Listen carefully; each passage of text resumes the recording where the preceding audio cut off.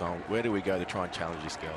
Yeah, the next couple of seasons, how do we challenge Lisa Carrington come to a K1 event? And there would be a lot of questions asked with not a lot of answers at this point in time, seeing the way she's performing at the moment. No, absolutely right. But sport is ever developing, and somebody at some point will do that. The right coach, the right athlete, the right time. And that's the wonderful nature of sport, isn't it? And I'm sure Lisa Carrington knows that, to enjoy every single moment when it becomes, because you don't know which one's going to be your last. Right, well, we'll go back to the 1,000-meter start now, the first of our longer distance races in this program, the C1 men 1,000-meter final. You can hear the crowd going wild, getting excited already, and that is because Isaquias Santos will be taking part. Already the C1 500-meter champion. He is hugely popular all around the world.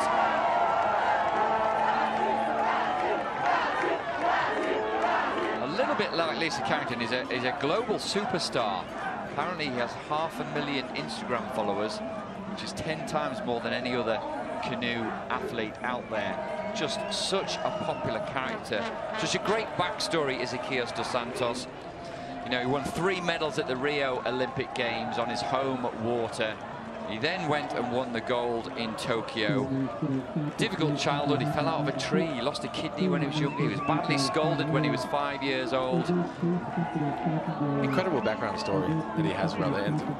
And maybe that's why he's built up so much resilience, in order that he can just soak up the excitement, enjoy every race he takes part in, and that's what drives him on to train so hard and try and achieve more. Absolutely, and then you'll be a difficult competitor to beat today with the crowd that he's got cheering on. You know, the Brazilians, they really love a good cheer, and when they have that support, they're even harder to beat.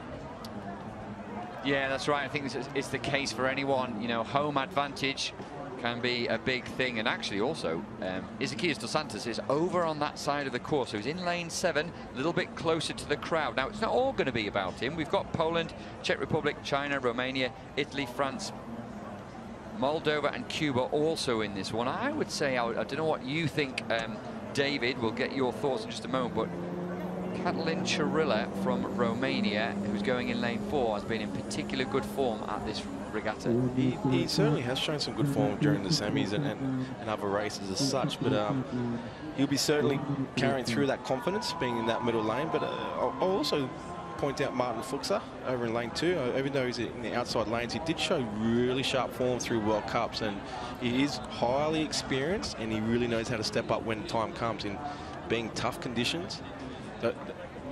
Those type of experienced athletes really know how to step up in really tough conditions like this.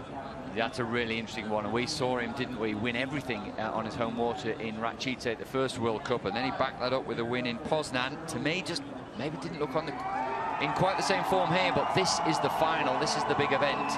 So we'll just take you through the lineup. We've got Glasnow from Poland in 1, Fuksa from Czech Republic in 2, Pengfei Zheng from China in 3, Chirila from Romania, who's been in good form, is in 4, Tacchini from Italy goes in 5, Bart from France in 6, Dos Santos from Brazil, the Olympic champion, goes in lane 7, Tarnowski, Olympic bronze medalist from Moldova in 8, and Jose Cordova from Cuba, down there at the bottom of the picture in the red boat, goes in lane 9. Now we're expecting the likes of Tacchini to go out hard. He hasn't done, he's a little bit steadier, but we can see that 3 from the bottom of the picture in the blue boat. The Brazilian is right up there with the early pace. He's not leading, but he's in with a chance. And this, remember, is 1,000 meters, so we're talking around about 4 minutes. So tactics will come into play in this race as well as fitness. It certainly looks like it. It looks like the Chinese wants to put his nose out in front and make it hard to be beaten. Particularly in do a headwind, when you are out in front in such a position, athletes just find just that little bit harder to pull over in front of you with that headwind in front. But looks like the Brazilian's starting to push through right now. Yeah, so we're quarter way in this. We'll check the halfway split when we get there. As you said, David, the Brazilian pushing on just a little bit there. We got the splits from the first quarter. The Chinese paddler in the red boat, Zheng Pengfei, well, only 6th in Poland, but he knows it's about the World Championships. That's why he's here, and he's here for a medal. He's setting his stall out very, very early. We haven't talked much about Martin Fuksa yet. Over in lane 2, 2 from the top of the picture. Watch for him. Adrian Bart Well, Bart just missed out on the medals in Tokyo. He wants something better here. He's got a little bit of work to do. He's just moving up on Isaquias Santos as we close in on the halfway point. It'll be interesting to see the splits and to see whether anyone picks it up as they get to the 500 meters. This looks really interesting. All the medals at this point in time, everyone's within that half a boat length to a boat length. So it seems like everyone's just pacing themselves, knowing that they're in for a really long, hard slog into this headwind, and just making sure that they protect that back end. So with this race today, they're certainly going to be really pushing hard in that last 200. Well, it's going to be interesting. So here we are with the splits at halfway. China still leading. Adrian Bar moves up into second place. Watch out for the bronze medal winning Moldovan. He's in contention now as well, Tarnowski. Now we'll see whether or not there's a race plan to execute, which involves picking it up just after the halfway mark. Isaquias Santos, to the left of your picture there, seems to have settled, and Adrian Bart has taken on the Chinese paddler. Maybe Bart just getting his nose in front as we approach the business end of the race and the final quarter. Looks like the Frenchman, his stroke rate is actually quite high considerably to the other guys. Now, whether that's his natural style or he's just pushing a little bit too hard for not getting that efficiency out of it, but right now, as you can see, in lane 4, to start with the Moldovan. Apologies. Yeah, Romanian. He's starting to squeeze on that pressure now, and he looks like he's got some really good feel for that water right now. He's just starting to come into his rhythm. Right now, you can see the Chinese are just starting to drop off, and he's just putting the pressure on Bar. He is, and he's just squeezing, he's just tightening and turning the screw. And this is the man in picture that has been in such great form at this regatta. He's had a good season, has the Romanian. Silver medal in Rachice, silver medal in Poznan, but he wants the gold. He wants to be on the top step of the podium. He'll sense he's got 200 meters to go.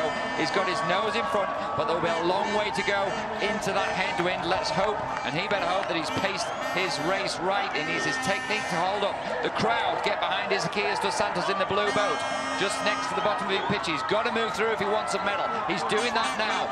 Adrian Bart is digging in deep.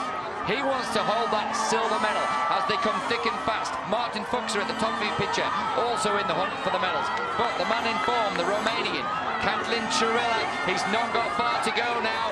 Adrian Bart is throwing everything he possibly can at him. And here comes Isaquias Santos with a late charge. He's got the afterburners on. He's not going to catch Catalin Chirila, but he is going to take a medal. Catalin Chirila, the Romanian who's been informed, takes the win. The crowd go wild for Isaquias Santos, and Martin Fuksa, quietly going about his business, picks up the bronze medal. There you have it. There's what the conditions can do to a certain race plan. The Romanian wasn't in the lead all the way up till about the last 250 meters, and he came on really strong. Same as the Czech, Martin Fuksa, came in the last 200, and same as the Brazilian. So a lot of these paddlers are protecting this last 250, knowing that that's the most critical component when fatigue really kicks into a headwind. You absolutely called it right, David. It's about that back end of the race. The final quarter was when it all changed, wasn't it? Isaquias Santos, goodness me, he left himself a huge amount to do, but buoyed by the crowd, he really motored through the rest of the field in the final quarter. Chirila, though, he knew he'd been in good form, and maybe slight advantage for him having the Chinese paddler to his right to set the early rhythm, and Chirila just pacing himself off that and then moving through. Martin Fuchs is about 5th or 6th place there, but moves through again. He knew the times would be slower, he knew the race would stretch out, and he came good towards the end of this race. Crowd going absolutely wild, mainly for Isaquias Santos, but I'm sure they're pleased for the Romanian too. That was an impressive back 200 by Isaquias. He was roughly around a boat and a half, 2 boats behind Bart, and in the last 200 metres he just wound up and just chased him down. That's impressive. Even catching up to within a boat length of the Romanian, he was never going to catch, but that's a very fast back end.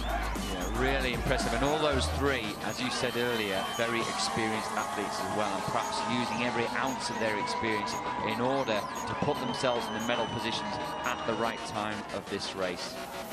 Knowing what the conditions are like into that headwind, you've got to stay calm in that situation, and sometimes it makes the race even a little bit more intimidating because it is hard work. When, as an athlete, you line up into a race and you're punching into that headwind, you know you're in for a battle, and you've got to stay real calm and collected working into that.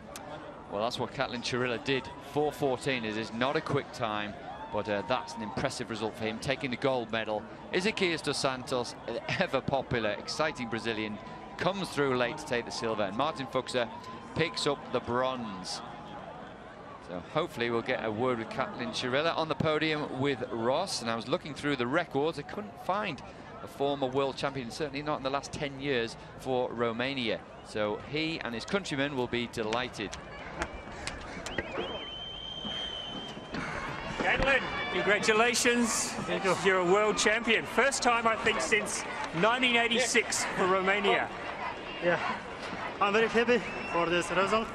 And I want to say one big thank you for my team and for all my friends. You've worked so hard this year. You've been working. What does it mean for you to be a world champion?